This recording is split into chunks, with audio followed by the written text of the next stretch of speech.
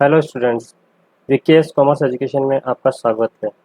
Student, last जो हमारा lecture था उस लेक्चर में हमने प्रबंध की प्रकृति के बारे में शुरुआत की थी और हमने वहाँ पे ये समझा था कि प्रबंध की जो प्रकृति है उसको 4 रूपों में समझा जा सकता है।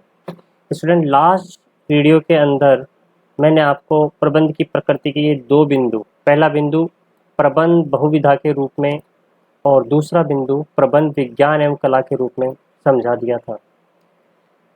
स्टूडेंट्स, इस लेक्चर में हम प्रबंध के जो बाकी 2 बचे हुए बिंदु थे, प्रबंध एक पेशे के रूप में और प्रबंध एक सार्वभौमिक प्रक्रिया के रूप में, इन दोनों बिंदुओं को हम समझने का प्रयास करेंगे।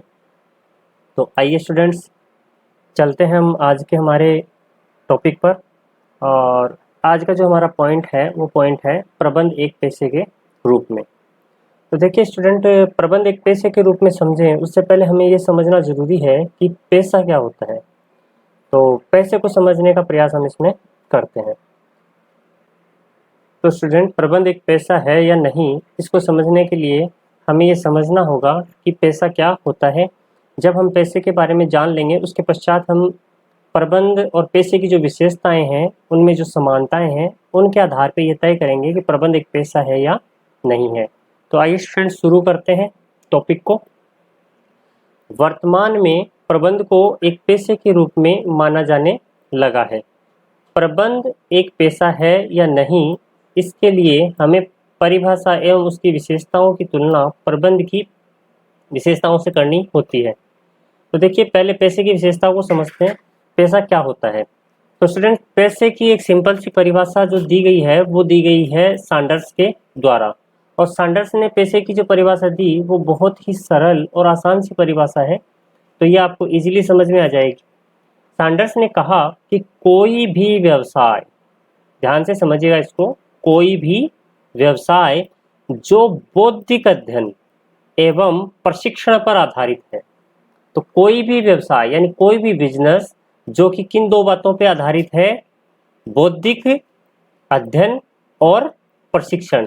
यानी ऐसा व्यवसाय जिसमें बौद्धिक अध्ययन की आवश्यकता पड़ती है और प्रशिक्षण की आवश्यकता पड़ती है, वो पेशे से संबंधित हो सकता है। और फिर आगे इन्होंने बताया कि जिसका उद्देश्य फीस या वेतन लेकर दूसरों को प्रवीण सेवाएं देना है। प्रवीण का मतलब कुशल सेवाएं, अच्छी सेवाएं देना है।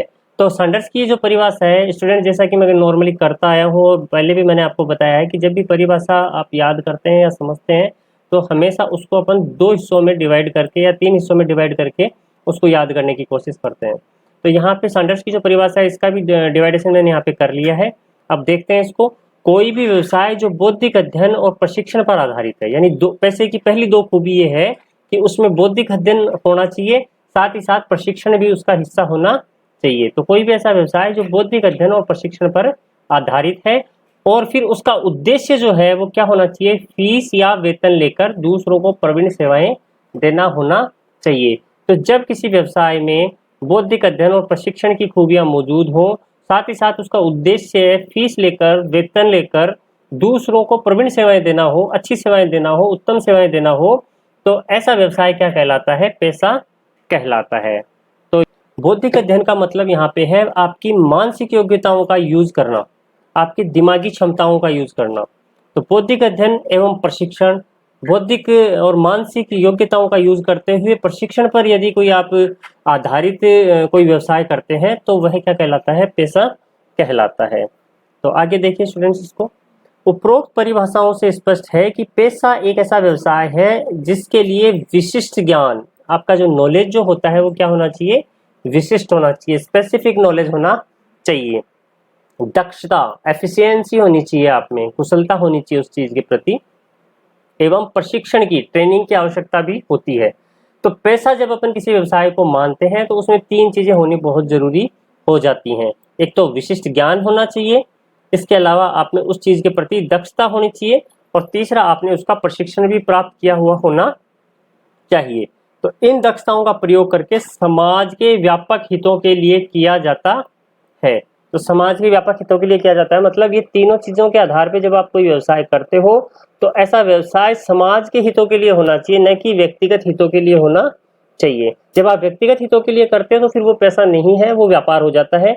लेकिन जब आप अपनी विशिष्ट ज्ञान, अपनी दक्षता और अपने प्रशिक्षण का प्रयोग आप समाज की सेवा के लिए करते हो, समाज के व्यापक हितों के लिए करते हो, तो ऐसी जो स्थिति है वो क्या कहलाती है आपके लिए? पैसा कहलाती है। देखिए आगे इसको और क्लियर किया है इसी पैराग्राफ में। पैसा केवल मुद्रा अर्जन का माध्यम नहीं है, यानी व्यवसाय जो है वो मूलतः लाभ अर्जन के लिए किया जाता है। व्यापार जो होता है वो धनार्जन के लिए किया जाता है, लेकिन पैसा जो होता है, प्रोफेशन जो होता है, वह केवल मुद्रा अर्जन का माध्यम नहीं है, बल्कि एक ऐसा व्यवसाय है जो समाज सेवा के साथ जीविका उपार्जन को दर्शाता है। इसका मतलब आपको न केवल धन कमाना है, लेकिन उसके साथ साथ एक चीज और जुड़ी होती है, उस चीज को अपन कहते हैं समाज सेवा। तो प्रोफेशन का एक मूल मकसद ये भी होता है कि धन अर्जन तो किया जाए, लेकिन समाज सेवा इसका मूल उद्देश्य होता है। यानी पहला काम होता है समाज सेवा और दूसरा जो मूल कार्य होता है वो होता है धनार्जन। जबकि व्यापार में ऐसा नहीं होता। व्यापार का जो मूल कार्य होता है वो लाभार्जन होता है या धनार्जन होता है, और समाज सेवा उसका द्वितीय कार्य है। जबकि पैसे के अंदर समाज सेवा प्राथमिक कार्य है और धनार्जन जो है उसका द्वितीय कार्य या उद्देश्य माना जाता है। यहाँ पर हमने पैसे का अर्थ और उसकी जो परिभाषाएं थी वो समझी हैं। इसके बाद अब देखिए पैसे की विशेषताएं। तो पैसे की विशेषताओं की जब हम बात करते हैं तो एक प्रबंध शास्त्री हुए हैं जिनका नाम था मैकफॉरलैंड, और मैकफॉरलैंड ने पैसे की जो विशेषताएं बताई वो टोटल बताई है 5। तो आइए देखते हैं क्या क्या 5 विशेषताएं हैं पैसे की। मैकफॉरलैंड के अनुसार पैसे की जो पहली विशेषता है उसमें है ज्ञान की विद्यमानता। यानी कि जब भी आप किसी व्यवसाय को या किसी कार्य को पैसा मानते हैं तो इसका मतलब ये है कि उस कार्य में ज्ञान की विद्यमानता होनी चाहिए, यानी ज्ञान की विशेषज्ञता होनी चाहिए। जब किसी कार्य में ज्ञान की विशेषज्ञता नहीं होती या ज्ञान की विद्यमानता नहीं होती तो वह पैसा नहीं माना जाता। इसको आप इस तरह से भी समझ सकते हैं कि जब ज्ञान की विशिष्ट शाखा के रूप में कोई कार्य किया जाता है और उसके लिए विशेष नॉलेज की जरूरत पड़ती है तो वह चीज क्या कहलाती है? पैसा कहलाती है। फॉर एग्जाम्पल जैसे अपन चिकित्सा को मान लें, तो चिकित्सा में जब डॉक्टरी अगर कोई बनता है, डॉक्टरी करता है, तो उसको डॉक्टरी से संबंधित या चिकित्सा से संबंधित विशिष्ट ज्ञान की आवश्यकता होती है। तो जहां पे विशिष्ट ज्ञान की आवश्यकता हो जाती है वही चीज किस में आ जाती है? प्रोफेशन में आ जाती है, यानी पैसे में आ जाती है। इसी प्रकार आप वकील देख लीजिए, तो जब भी कोई व्यक्ति वकील बनता है तो उसको वकालत या कानून से संबंधित जो ज्ञान होता है उसकी विशिष्ट आवश्यकता होती है। तो विशिष्ट आवश्यकता के कारण ही उसे भी प्रोफेशन में माना जाता है। इसके अलावा एज ए कॉमर्स स्टूडेंट आप समझ लीजिए, एक चार्टर्ड अकाउंटेंट होता है, उसको अकाउंट से संबंधित विशिष्ट ज्ञान की आवश्यकता होती है, इसलिए सीए को भी क्या माना जाता है? एक प्रोफेशन के अंतर्गत माना जाता है। तो पैसे की प्रथम शर्त जो है, पहली विशेषता जो है वो है ज्ञान की विद्यमानता। जब ज्ञान की विशिष्टता या विद्यमानता मौजूद होती है तो वह चीज जाकर क्या बन जाती है? आपकी पैसा बन जाती है। इसके बाद मैकफॉरलैंड के अनुसार जो पैसे की दूसरी विशेषता बताई गई वो बताई गई औपचारिक रूप से ज्ञान की प्राप्ति। औपचारिक रूप से ज्ञान की प्राप्ति, देखिए ज्ञान प्राप्ति के 2 तरीके हो सकते हैं, एक हो सकता है औपचारिक और एक हो सकता है अनौपचारिक।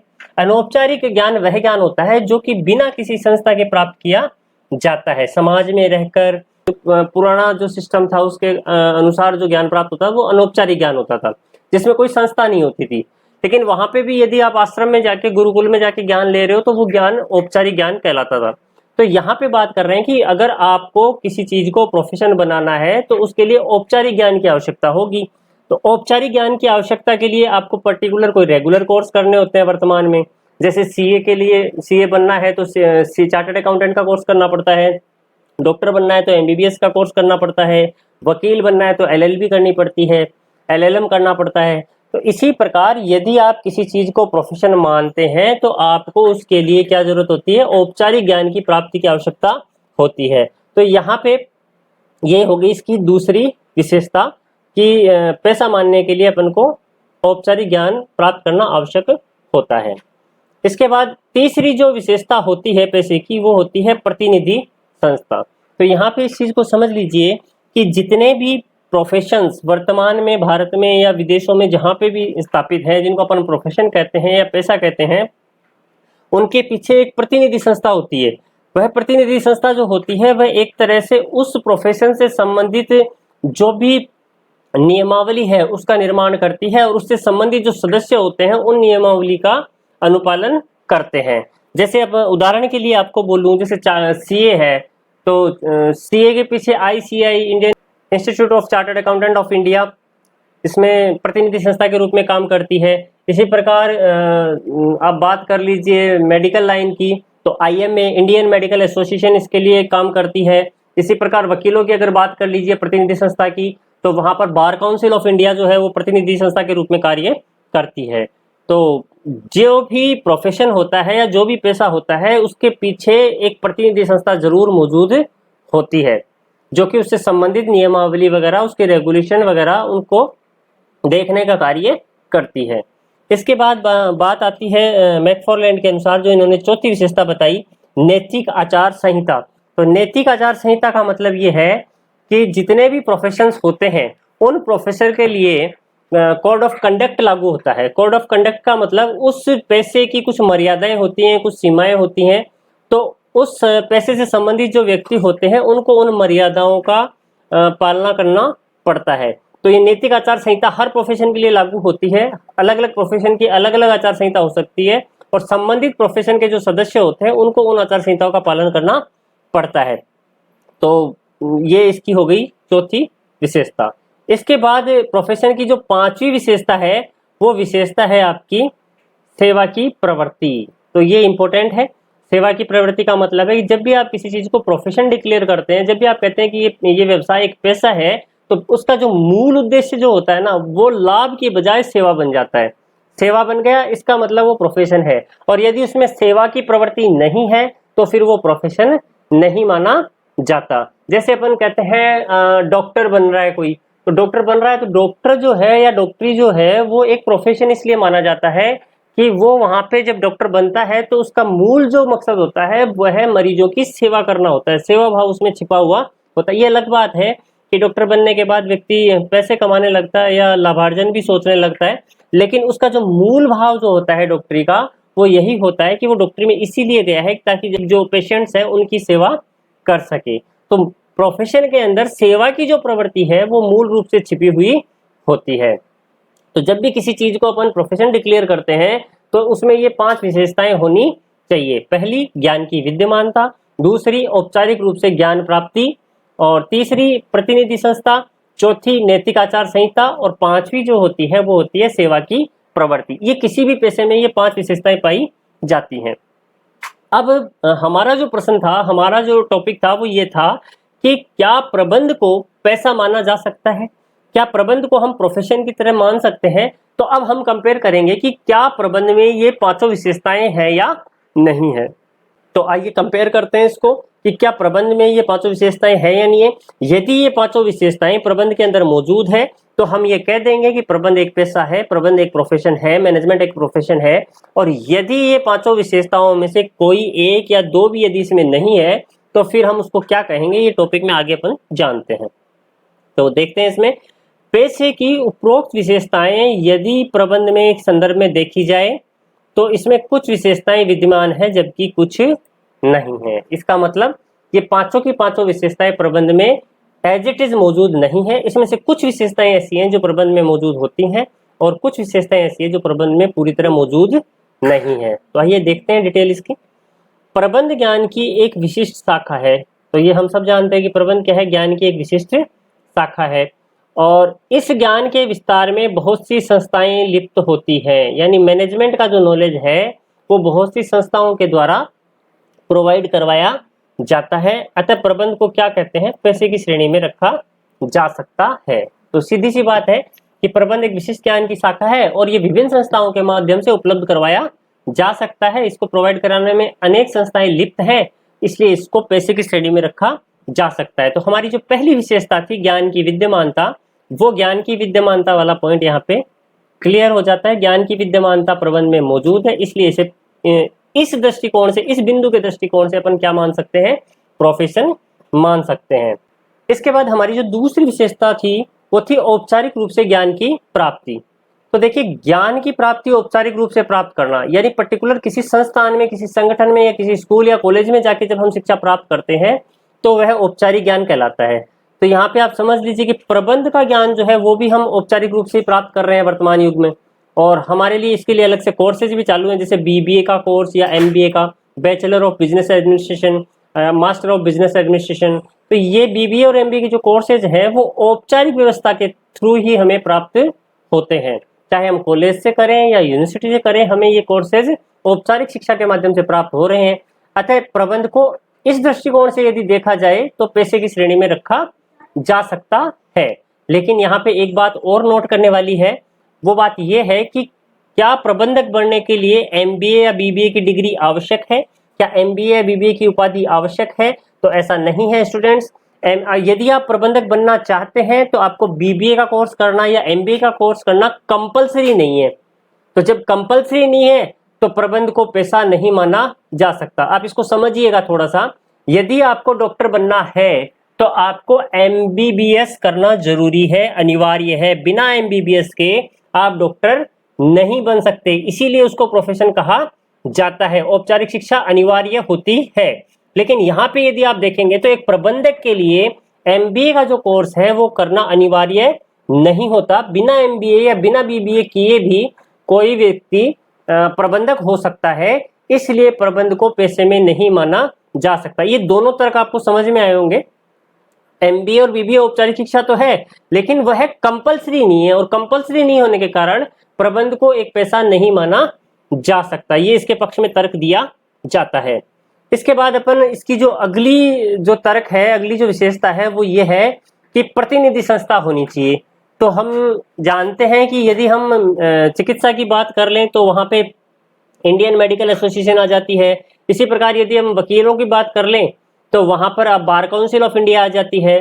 तो क्या अन्य जो प्रस्तापित पेशे हैं, जो पेशे वास्तविक पेशे हैं, उनकी तरह क्या मैनेजमेंट या प्रबंध भी अपनी कोई प्रतिनिधि संस्था रखता है? तो इसका उत्तर है हाँ स्टूडेंट्स, प्रबंध भी अपनी प्रतिनिधि संस्था रखता है, और उस संस्था का नाम है भारत में ऑल इंडिया मैनेजमेंट एसोसिएशन। यह प्रबंध की प्रतिनिधि संस्था है। इसी प्रकार अमेरिका में जो प्रतिनिधि संस्था है उसका नाम है अमेरिकन मैनेजमेंट एसोसिएशन।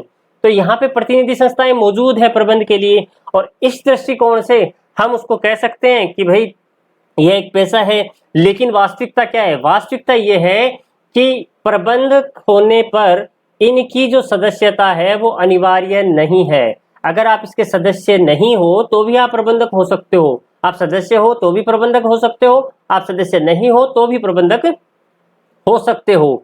तो यहाँ पे समझिएगा, इंडियन मेडिकल एसोसिएशन से मान्यता लिए बिना कोई व्यक्ति डॉक्टर नहीं हो सकता, डिग्री नहीं मिलती है उसको।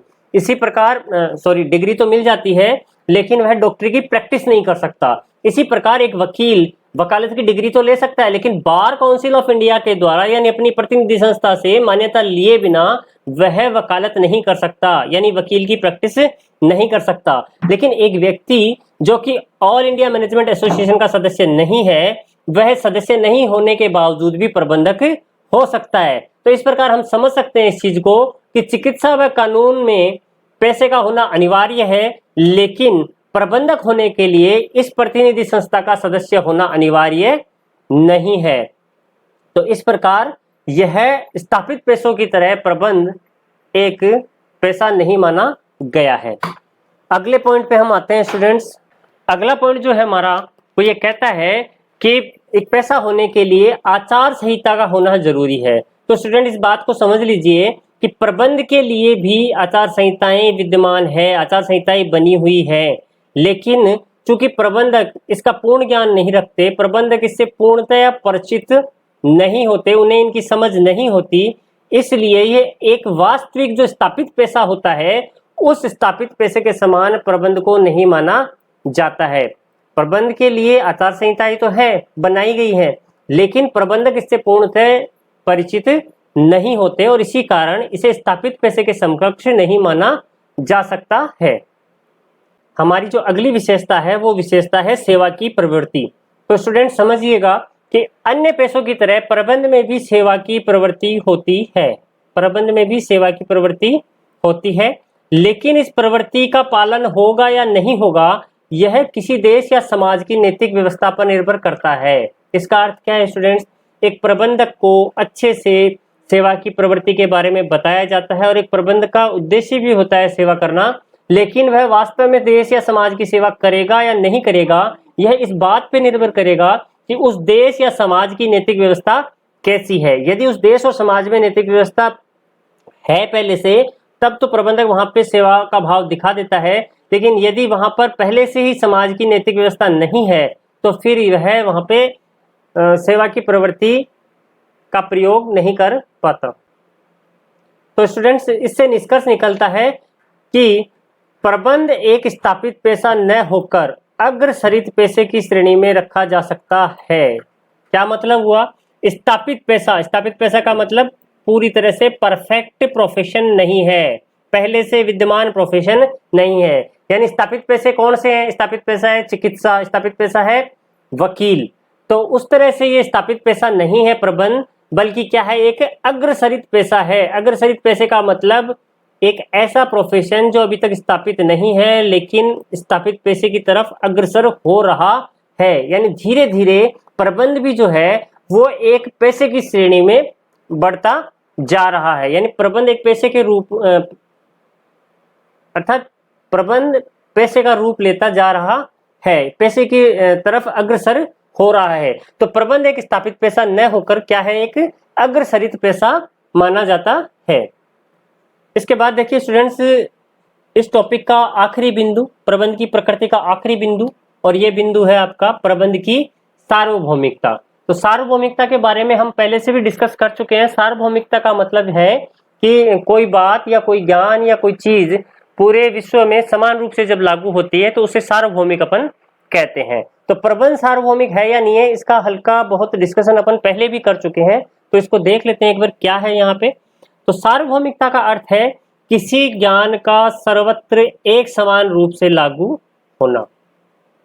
जैसा कि मैंने आपको बताया था, गुरुत्वाकर्षण का जो नियम है वो सार्वभौमिक रूप से लागू होता है। तो ज्ञान जब सर्वत्र यानी सभी जगह पर एक समान रूप से लागू होता है तो वह सार्वभौमिक कहलाता है। अब प्रबंध सार्वभौमिक है या नहीं है, इस संबंध में दो विचारधाराएं हैं। कितनी विचारधाराएं हैं? दो। अब दो विचारधाराओं में ऑब्वियस है, जब दो विचारधाराएं हैं तो एक तो विचारधारा ये कहती होगी कि प्रबंध सार्वभौमिक है, और दूसरी विचारधारा ये कहती होगी कि प्रबंध सार्वभौमिक नहीं है। तो पहले पहली विचारधारा की बात कर लेते हैं कि प्रबंध सार्वभौमिक है या नहीं है। तो ये है आपके सार्वभौमिकता के पक्ष में तर्क। तो प्रबंध को सार्वभौमिकता मानने के संदर्भ में थियो हेमन, ये विद्वान का नाम ध्यान रखना है आपको। सार्वभौमिक कौन मानते हैं इनमें? थियो हेमन। थियो हेमन जैसे विद्वानों द्वारा निम्न तर्क दिए जाते हैं, पक्ष में तर्क दे रहे हैं कि सार्वभौमिक है। तो पहला पॉइंट है, प्रबंध की प्रक्रिया सभी संगठनों एवं देशों में समान रूप से अपनाई जाती है। थियो हेमन कहते हैं कि भाई प्रबंध की जो प्रक्रिया है वो सभी संगठनों, अब संगठन सामाजिक हो, राजनीतिक हो, आर्थिक हो, या जैसा भी संगठन हो, उस संगठन में सभी में अपनाई जाती है। इसी प्रकार सभी देशों में अपनाई जाती है और समान रूप से अपनाई जाती है, इसलिए प्रबंध क्या है? सार्वभौमिक है। तो इन्होंने पहला तर्क तो ये दिया। इसके बाद दूसरा जो तर्क है इन्होंने ये दिया कि प्रबंध के जो सिद्धांत हैं वो भी सार्वभौमिक हैं, प्रबंध के जो रूल्स हैं, प्रिंसिपल्स हैं, वो समान रूप से लागू होते हैं। लेकिन इन्होंने आगे अपनी बात में ये और ऐड कर दिया कि उन्हें लागू करते समय उस देश या संगठन की परिस्थितियों को ध्यान में रखना पड़ता है। यानी यदि देश या संगठन बदलता है तो उसके अनुसार अपने सिद्धांत भी वहां पे बदलने पड़ते हैं। तो ये इन्होंने पक्ष में तर्क दिए थियो हेमन ने, और ये बोला कि प्रबंध जो होता है वो सार्वभौमिक होता है। इसके बाद सार्वभौमिकता के विपक्ष में भी कुछ विद्वानों ने तर्क दिए, और उन विद्वानों में से जो प्रमुख विद्वान थे वो थे स्टीफन रॉबिन्सन। स्टीफन रॉबिन्सन जो थे उन्होंने ये कहा कि प्रबंध में 5 दर्जन से अधिक सिद्धांत हैं। 5 दर्जन से अधिक सिद्धांत मतलब तकरीबन 60 से ज्यादा सिद्धांत हैं, और जो सामान्यतः लागू होते हैं, यानी सभी जगह पे सामान्यतः लागू होते हैं। लेकिन इनके साथ समस्या ये है कि ये अधिकांश परिस्थितियों पर आधारित होने के कारण सार्वभौमिकता की कसौटी पर खरे नहीं उतरते। अर्थात ये सिद्धांत जो है वो नॉर्मली लागू तो होते हैं, लेकिन जहां जहां संगठन बदल जाता है या परिस्थितियां बदल जाती है या देश बदल जाता है, उन बदलावों के अनुसार ये जो सिद्धांत है उनमें भी कमी या बढ़ोतरी होती रहती है। कुछ सिद्धांत कुछ स्थानों पे लागू होते हैं और कुछ सिद्धांत किन्हीं और परिस्थितियों में लागू होते हैं। इसके बाद देखिए, यहां तक कि प्रबंध के सिद्धांत एक ही देश में मौजूद दो संगठनों पर भी समान रूप से लागू नहीं होते। यानी एक ही देश में अगर कोई संगठन मौजूद है, दोनों संगठन अलग अलग है, तो एक देश में होने के बावजूद भी उन पर समान रूप से ये सिद्धांत लागू नहीं किए जा सकते। इस प्रकार से प्रबंध के सिद्धांतों का लागू होना मुख्यतः तीन कारकों पर निर्भर करता है। अब तीन कारक कौन कौन से हैं? पहला कारक है देश या संगठन की संस्कृति, दूसरा कारक है संगठन का उद्देश्य, उद्देश्य भी व्यावसायिक है या गैर व्यावसायिक है, और तीसरा जो कारक है वो है संगठन का प्रबंधकीय दर्शन। तो यहाँ पे समझिए इनको, देश या संगठन की संस्कृति यानी कोई भी प्रबंध के सिद्धांत किसी देश में मौजूद या किसी संगठन में मौजूद जो उसका कल्चर है, जो उसकी परंपराएं हैं, उन परंपराओं पर डिपेंड करेगा। परिस्थितियों के साथ तो बदलता ही बदलता है, साथ में किसी देश या संगठन में जो कल्चरल स्थिति है, संस्कृति जो उसकी है, उसकी जो परंपरा है, उन परंपराओं के आधार पर भी प्रबंध के जो सिद्धांत है वो बदल जाते हैं। इसके अलावा प्रबंध के सिद्धांत जो है वो लागू होते समय दो चीजों पे भी अपन को इसमें ध्यान देना पड़ता है। वो है एक तो संगठन का उद्देश्य, उद्देश्य क्या है, व्यावसायिक है या गैर व्यावसायिक है। यदि व्यावसायिक है तो उसके अकॉर्डिंग प्रबंध के सिद्धांत लागू होंगे, और यदि संगठन गैर व्यावसायिक है तो उसके अनुसार प्रबंध के सिद्धांत लागू होंगे। इसके अलावा संगठन का प्रबंधकीय दर्शन, संगठन के प्रबंधकीय दर्शन से तात्पर्य उन मान्यताओं और विश्वासों से है जिनके आधार पर किसी संगठन का प्रबंध किया जाता है। अब संगठन में प्रबंध दर्शन उच्च स्तर प्रबंधकों द्वारा निर्धारित किया जाता है, और चूंकि विभिन्न संगठनों का प्रबंध के दर्शन अलग अलग हो सकता है, इसलिए उनमें प्रबंध के अलग अलग सिद्धांत लागू होते हैं। तो ये हो गया हमारा तीसरा बिंदु। इसके बाद हम निष्कर्ष क्या निकाल सकते हैं इसमें? तो इसमें निष्कर्ष के अंदर देखिए आप, इस प्रकार प्रबंध सार्वभौमिक है किंतु इसके सिद्धांत सार्वभौमिक नहीं है। कहने का मतलब है प्रबंध तो सार्वभौमिक है, ये बता चुका मैं कि प्रबंध क्या है आपका, सार्वभौमिक है, लेकिन प्रबंध के जो सिद्धांत है, अब प्रबंध के सिद्धांत क्या होते हैं ये आगे जो टॉपिक आएंगे उनमें मैं आपको बताऊंगा क्या सिद्धांत होते हैं, कितने सिद्धांत है। तो प्रबंध के जो सिद्धांत है वो सार्वभौमिक नहीं है। यानी कहने का मतलब है प्रबंध तो आप सब जगह करते हैं, लेकिन प्रबंध के सिद्धांत जो है वो सभी स्थानों पर सभी काल परिस्थितियों में समान रूप से लागू नहीं होते। ये किसी देश की या संगठन की संस्कृति, उस संगठन के उद्देश्य और उस संगठन के प्रबंध के दर्शन के अनुसार बदलते रहते हैं। अतः प्रबंध के ज्ञान का हस्तांतरण जो है वो दो बातों पर निर्भर करता है, यानी इन दो बातों का इसमें ध्यान रखना पड़ता है। पर पहली बात क्या है? पहली बात इसमें है कि प्रबंध के जो सिद्धांत है वो सार्वभौमिक है तथा मानवीय व्यवहार से प्रभावित नहीं होते। यानी ऐसे सिद्धांत जो सार्वभौमिक तो है लेकिन मानवीय व्यवहार से प्रभावित नहीं होते, यानी समय काल परिस्थिति से उनका कोई प्रभाव नहीं पड़ता। तो ऐसे सिद्धांत कौन कौन से हैं? जैसे नियोजन है, पूर्वानुमान का सिद्धांत है, ये ऐसे सिद्धांत है जो सार्वभौमिक है और मानवीय व्यवहार यानी इंसानों के द्वारा प्रभावित नहीं होते। तो ऐसे सिद्धांतों को आप इजीली सभी जगह पे, सभी स्थानों पे समान रूप से लागू कर सकते हो, यानी इनका पूर्ण स्थानांतरण किया जा सकता है।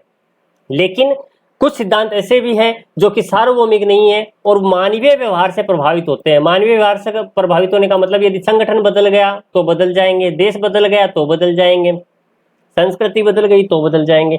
तो ऐसे कौन से सिद्धांत हैं? इन सिद्धांतों में आते हैं निर्देशन के सिद्धांत या अभिप्रेरणा के सिद्धांत या नेतृत्व के सिद्धांत।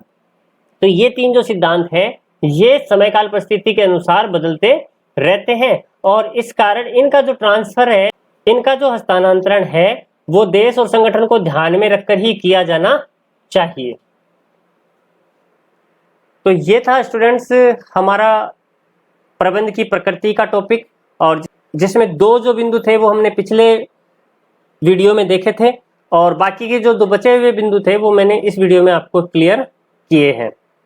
इसके बाद आइए एक छोटा क्वेश्चन जो अक्सर परीक्षाओं में पूछ लिया जाता है या जिसमें से छोटे छोटे क्वेश्चन बन जाते हैं, तो वह है आपका पैसे के विभिन्न स्वरूप।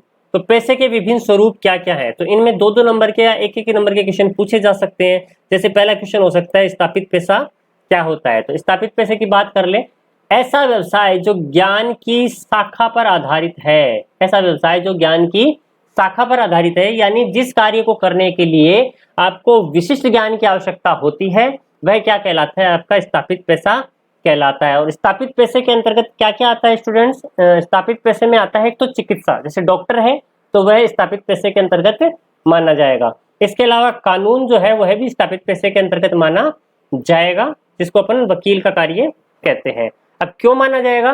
क्योंकि इन दोनों में ही विशिष्ट ज्ञान की आवश्यकता होती है। जब तक आपको मेडिकल से संबंधित विशिष्ट ज्ञान नहीं होगा, चिकित्सा से संबंधित विशिष्ट ज्ञान नहीं होगा, तब तक आप डॉक्टर नहीं बन सकते। और इसी प्रकार जब तक आपको कानून का ज्ञान नहीं होगा, तब तक आप वकील नहीं बन सकते। इसलिए इन दोनों ही प्रोफेशंस को स्थापित पेशा माना जाता है।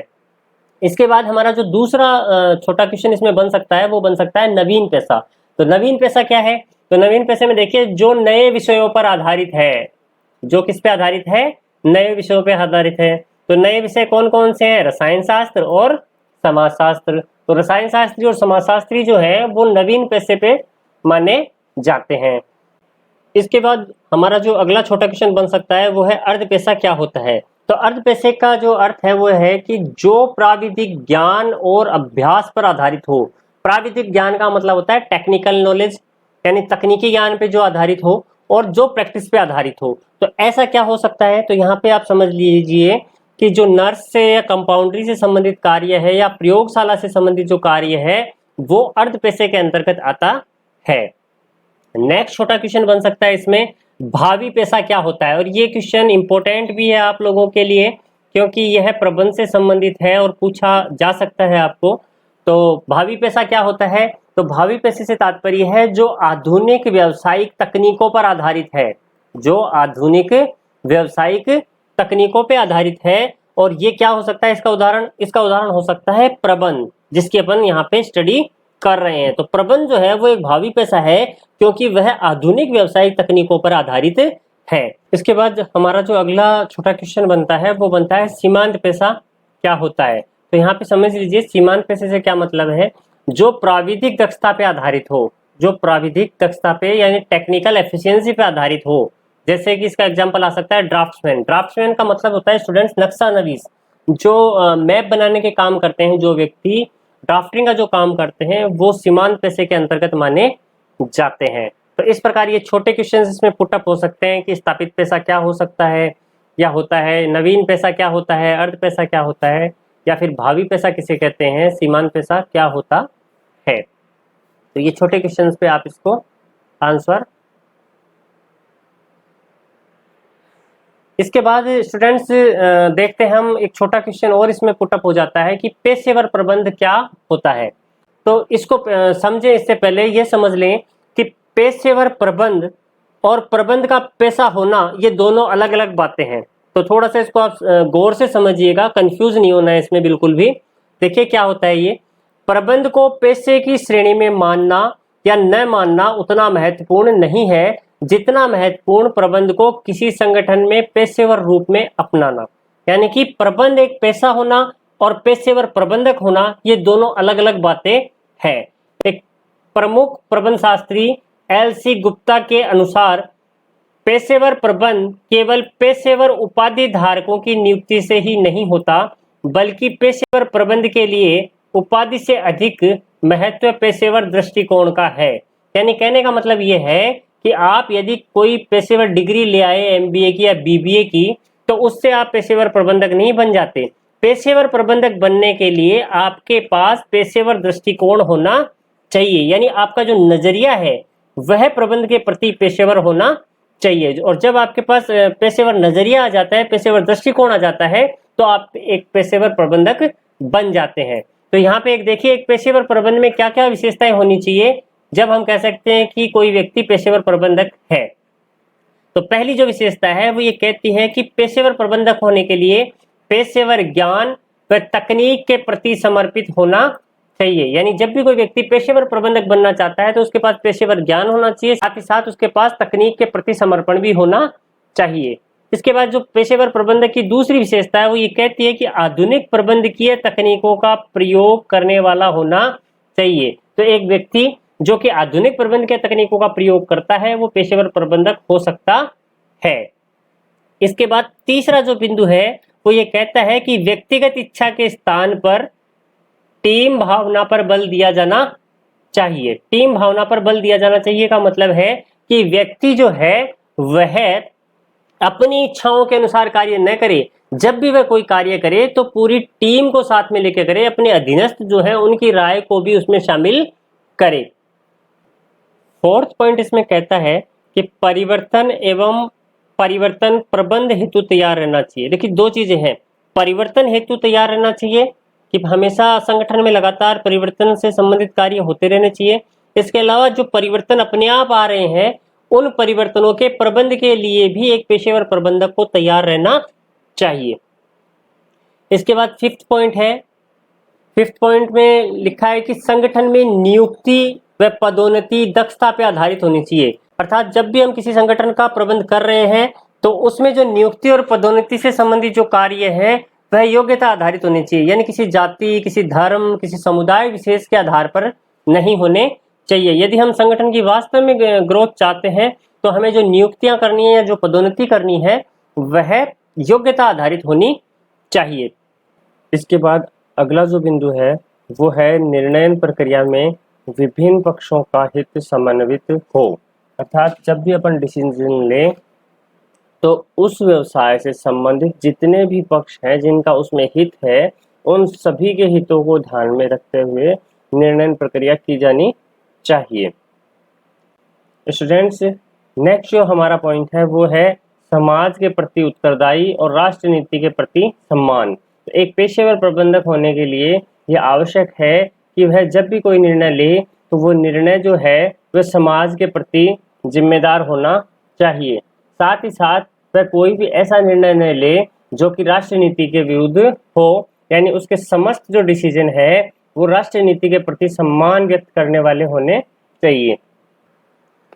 तो स्टूडेंट, ये था आज का हमारा टॉपिक और इसमें हमने देखा कि प्रबंध की प्रकृति क्या है। प्रबंध की प्रकृति से संबंधित जो दो बिंदु थे वो पिछले वीडियो में मैंने आपको बता दिए थे और दो बिंदु इस वीडियो के माध्यम से मैंने आपको स्पष्ट करने की कोशिश की है। उम्मीद है कि आपको ये वीडियो पसंद आया होगा और यदि आपकी इससे संबंधित कोई क्यूरीज है तो वो कमेंट बॉक्स में जाकर कमेंट अवश्य करें। Thank you for watching this video.